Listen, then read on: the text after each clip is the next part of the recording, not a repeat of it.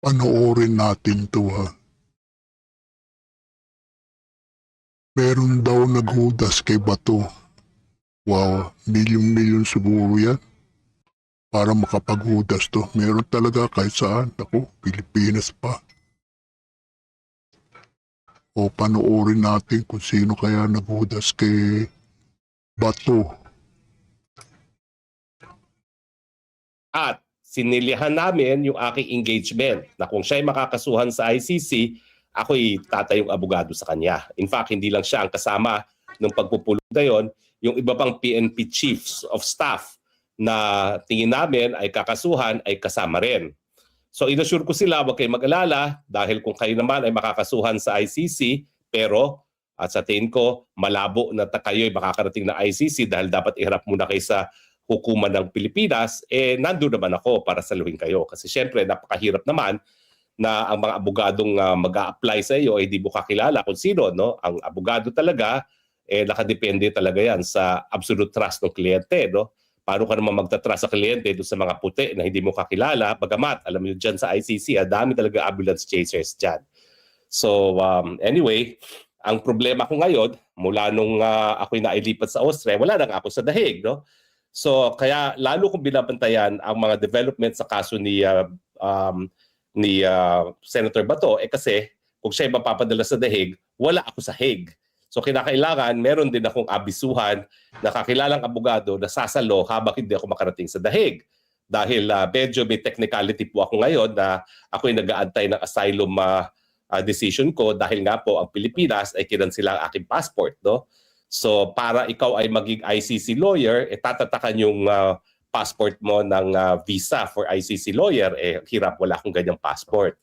So bubuo pa rin ako ng team ng mga abogado na sasalo kay Senator Bato, panandalian na hindi pa ako makapasok no, hanggang wala akong travel document bilang abogado sa ICC. So talagang ako po, binabantayan ko lahat ng development sa kaso ni Bato because yan po naman I promised him no, that I will assure him legal representation when he needs it in the ICC. Hindi lang po siya ang aking pinangakuan, yung iba pang dating PNP chiefs na posible rin na merong warrants of arrest. No? In any case, kinukumpirma ko po na meron po talagang naghudas. Kaya lang po, yung pagkakaalam ko, yung nalalaman kong paghudas. Naku, meron naghudas talaga. Sino kaya yun? Pakinggan natin kung sino yung naghudas ng ayop na yan. Talagang no? Kahit saan talagang lugar, may hudas talaga sa ngalan ng pera. Nangyari po, 2 linggo nang nakakalipas. Kaya sa totoo lang, yung mga abogadong kinontak ko para saluhin si Bato habang ako'y hindi pa makapasok, tinimbrehan ko as of 2 weeks ago. Na okay, dahil babiyahe rin sila papunta ng dahig, ano kayo, ready kayo ha? Anytime, kung dadalhin sa dahig si Bato, sasaluhin natin on day 1. So, ang pagkakaalam ko po, yung paghuhudas sa kanya, 2 weeks ago, sinabihan ang otoridad kung nasaan siya. Siyempre nakakalungkot, pera-pera pa rin yan dahil meron naman silang confidential funds. Talaga naman yan ang dahilan kung bakit sila may confidential funds, nabili impormasyon at siyempre malapit yan kay Senator Bato, no? Kaya talaga hudas ang nangyari. Mabuti na lang, ang balita ko, Sigurado yung malapit kay kay Bato, yung maghuhudas para malamang bawat kilos. Grabe, pera-pera talaga. Milyon siguro yan. dahil kabaro naman itong si Bato, meron din nagbigay ng abiso kay Bato na alam nila kung nasaan ka. So yan po, hindi ko makukumpirma ha, hindi ko po sinasabi na nakausap po si Bato sa mga nakalipas araw. Sa katunayan po, hindi ko na siya nakausap mula nung ako'y umalis ng Pilipinas. Nung panandalian na lumutang siya sa Senado, nakapagpadala ko ng mga messages sa pamamagitan ni Atty. Torion, sa pamamagitan ng kanyang may bahay, pero that's it, wala na kaming pag-uusap. Pero ganun pa man, a promise is a promise. No? When I promise that I'll take care of his legal representation, ginagawa ko po. No? Kaya just in case siya mapapunta sa dahig, I ready legal representation. Pero ang pinaabot kong message talaga sa kanya, and wala akong pakialam kung magagalit ang mga bangag, wag kang magpapahuli. Kasi wala nang jurisdiction ang ICC sa Pilipinas. So kaya lang na nakulong si Tatay Digong dyan, kinidnap nga ni Tatay Digong at ako, bagamat nagdesisyon ng ICC na meron silang jurisdiction, hindi pa po tapos yan. Hindi naman po ibig sabihin na palibasa sinabi ng ICC na mayroon silang jurisdiction, ICC lang ang magdedesisyon yan. Hindi po. Dahil ang ICC naman, wala naman pong teritoryo yan. No? Ultimately, yung bansa kung nasaan nakakulong si Tatay Digong ang mananagot kung mali ang pagkakakulong kay Tatay Digong. Kaya hindi pa po tapos ang usapan dyan. Kaya lang, hayaan natin umusan ng proseso kasi kampante naman ako na ngayon na the pressure is on the ICC, talaga mag-iisip sila ng mga pamamaraan para maiwasan yung mas marami pang bansa na bumitiw sa ICC. At yan ay sa pamamagitan ng pagkilala na kapag wala ng jurisdiction ng ICC, hindi ba kikialam ang ICC? At talaga namang wala ng jurisdiction ng ICC sa kaso ng Pilipinas, kaya dapat hindi siya makialam. Alam niyo malungkot, samantalang si Senator Bato at yung mga dating PNP chiefs ay nakipagpulong sa akin para talagang paghandaan. Si Tatay Digong hindi.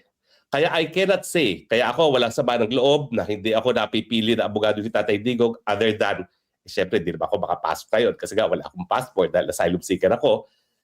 Dahil hindi niya sinabi ever na kukunin ako abogado. Bakit? Kasi hindi niya akalain talaga na siya ay mahuhuli at malilitis sa ICC.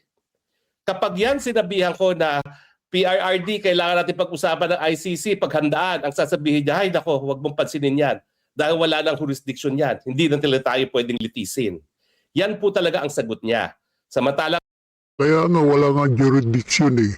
Pero yung gobyerno ng bangag, bendalo. Utang ina nyo. Bendalo. Si Erwin nagsimula yung hype ng kupal yan eh. Bendalo. Tapos umuo si Bonjing. Tapos sumunod na naman si matibag na Bendalo. Utang ina nyo. Bendalo. lang ang sagot nila General Bato at yung ibang PNP chiefs, paghandaan natin just in case. Yun pagkakaiba. Si Tatay Digong, sigurado na walang jurisdiction ang ICC kaya hindi dapat paghandaan. Kaya nga, di ba, pinayagan niya na mag-imbestiga yung mga ICC investigators. Alam niya yan. Yung sinabi ni BP Sara sa talumpati niya sa ICC, alam niya yan. Alam ko rin yan. Bakit? Ay nako, wag na. Wag na natin sabihin kung bakit ko alam din. Okay? Pero alam po yan ng aking mga kaklase sa law school kung bakit alam ko mga gawain ng mga investigators sa ICC sa Pilipinas. Gayong ako doon mga panahon na yon ay nasa Malacanang. Pero in any case, sabi ni Tatay Digong, hayaan mo sila mag-imbestiga. Pakialam ko sa kanila. Wala na naman sila jurisdiction. Pero sila Bato, kahit papano, pinaghandaan. Hindi ko lang alam kung yung mga pinag-usapan namin na mga dokumento na posibleng ebidensya ay nakalap nila kasi nagkaroon ako ng initial list of documents na kakailanganin natin. Hindi ko alam. Pero siguro wala na yun. No? Kasi nga, nagtatagbo ngayon si Senator Bato. No? Anyway, pag lumutang naman si Bato, I'm sure he can confirm this. Again, hanggang hindi po ma-approve yung aking asylum, hindi ako makakapasok as lawyer dahil wala akong passport. Pero bumuo naman po ako ng team.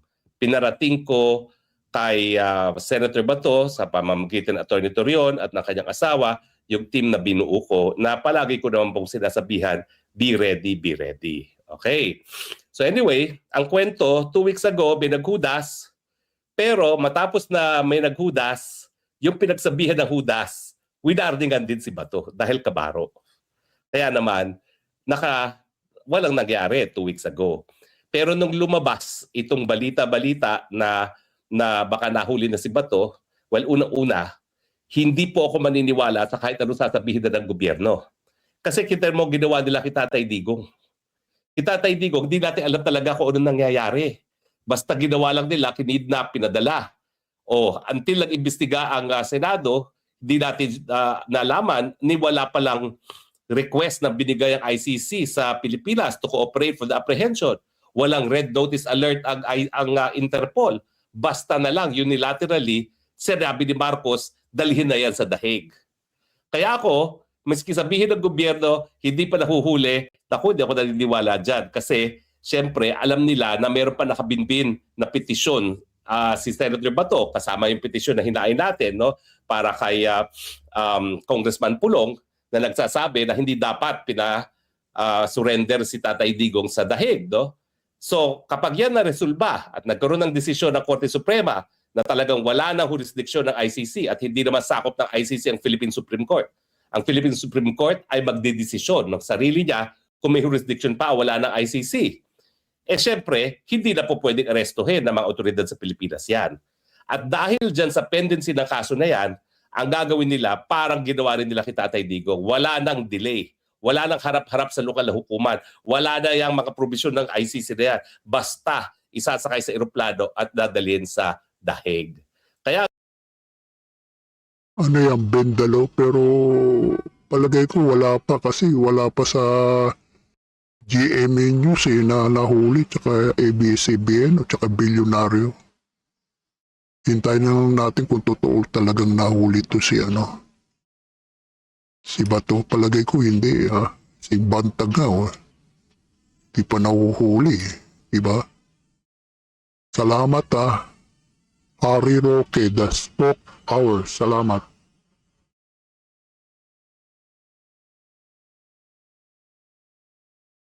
Thank you. Spoke Hours. Harry Roque, thank you.